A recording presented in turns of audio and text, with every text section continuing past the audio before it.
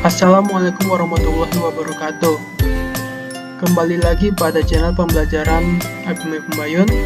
Pada kesempatan kali ini kita akan membahas penarikan kesimpulan. Penarikan kesimpulan terdiri dari critical reasoning.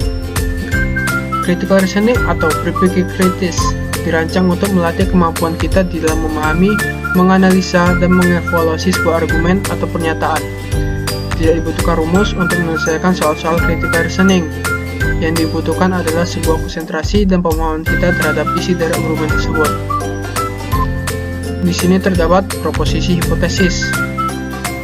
Proposisi hipotesis dibagi beberapa macam. Yang pertama adalah kontraposisi. Jika soal terdiri dari jika P maka Q, kesimpulannya adalah jika bukan Q maka bukan P. Contoh soalnya, jika hari hujan, maka Budi tidak sekolah. Jadi, jika hari hujan adalah P, Budi tidak sekolah adalah Q. Jawabannya adalah, jika Budi sekolah, maka hari tidak hujan.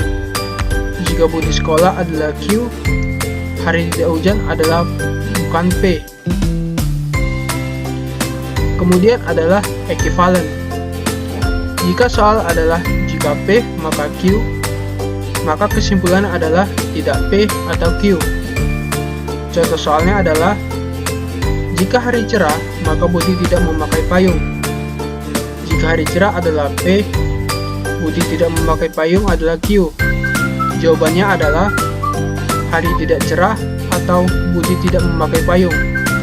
Hari tidak cerah adalah tidak P, Budi tidak memakai payung adalah Q. Yang ketiga adalah biimplikasi.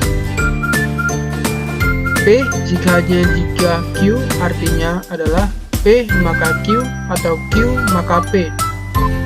Contoh soalnya adalah, Budi makan dan minum jika dan hanya jika ia lapar. Budi makan dan minum adalah P, ia lapar adalah Q.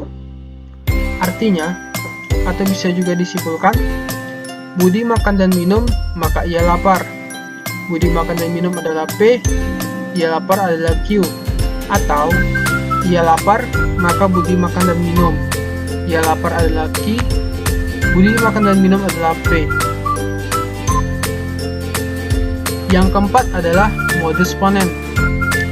Jika soal adalah jika P, maka Q, kemudian adalah P, kesimpulannya adalah Q. Contoh soal, jika Budi makan apel, maka Asep makan jeruk. Ternyata Budi makan apel. Budi makan apel adalah P, Asep makan jeruk adalah Q. Ternyata Budi makan apel adalah P. Mengikuti rumus, jawabannya adalah Q, Asep makan jeruk. Yang kelima adalah modus tollens. Jika soal adalah jika P maka Q,